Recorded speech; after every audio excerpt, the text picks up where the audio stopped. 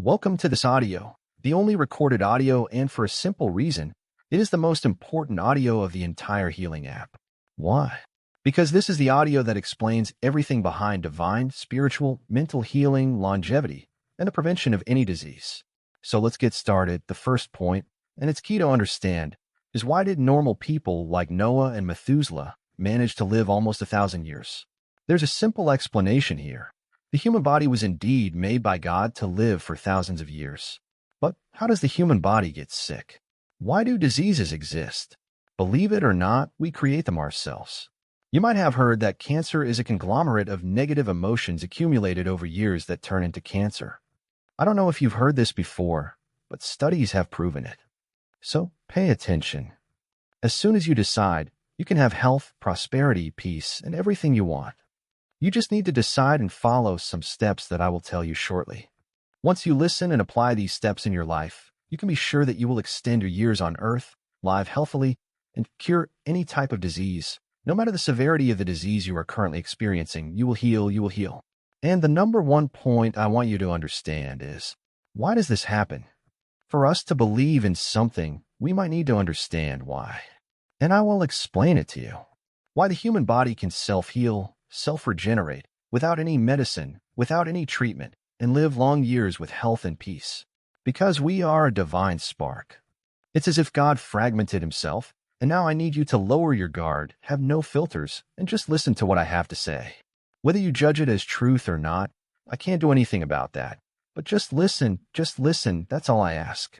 So let's get back to it. Our body, we are a divine spark. This is in the Bible, obviously. We are a piece of God, as if God had fragmented and created small parts of himself. If God is the creator, if he can create anything, just as he created us and created the world, we too, as a divine spark, can create. Understand this. So, if we can create anything, that's why disease is created in our body, and that's why healing is also created in our body. Do you understand? For everything negative, there is a positive counterpart, so there are two poles. If you create a disease, you can create a cure.